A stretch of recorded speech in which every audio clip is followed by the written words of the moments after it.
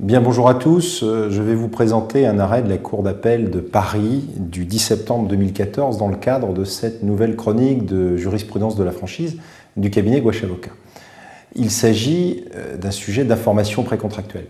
Dans cette espèce, le franchisé faisait grief au franchiseur de n'avoir pu s'engager en toute connaissance de cause. Le premier grief qu'il adressait était celui de l'ancienneté de l'état de marché, qui datait d'il y a plus de 3 ans. Et en effet, la Cour estime que cet état de marché était trop ancien pour comporter des informations sincères permettant aux franchisés de s'engager en toute connaissance de cause. Le deuxième grief qui est fait porte sur l'absence de mention spécifique dans le DIP de la liquidation judiciaire du pilote, survenue 2 ans avant la délivrance du DIP. Elle porte également sur l'absence de mention de la liquidation judiciaire personnelle et de l'interdiction de gérer qui frappait antérieurement le dirigeant de ce réseau de franchise.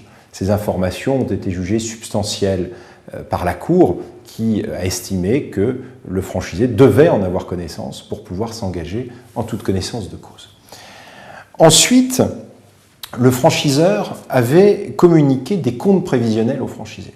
Dans cette espèce, la Cour d'appel relève le caractère tout à fait générique des comptes qui ont été produits, leur caractère standardisé, s'appuyant sur le fait que d'autres franchisés avaient reçu exactement les mêmes prévisionnels pour des villes qui ne présentaient pas du tout les mêmes caractéristiques de population et de marché. Elle en a déduit que ces prévisionnels n'étaient pas sérieux et circonstanciés.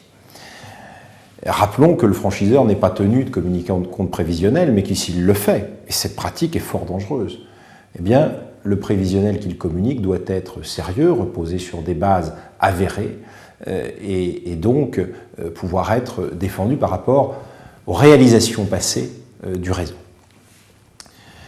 Par conséquent, la Cour d'appel de Paris prononce la nullité du contrat de franchise sur le fondement du vice du consentement, estimant que le franchisé a été trompé par réticence dolosive ou par communication, cette fois-ci positivement, d'informations erronées.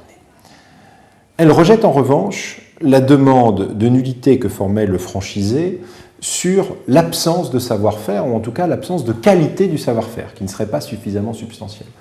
Et à cet égard, il est intéressant de remarquer que la Cour reproche finalement au franchisé, pour le déclarer mal fondé, de n'avoir formulé aucun grief pendant plus de 3 années d'exécution. Ce faisant, elle le déboute, estimant d'ailleurs que le grief n'est pas rapporté. Voilà donc un arrêt intéressant qui rappelle les grandes règles prévalant sur l'admission par les juridictions d'un vice du consentement. Je vous remercie pour votre attention et je vous dis à bientôt pour une prochaine chronique de jurisprudence.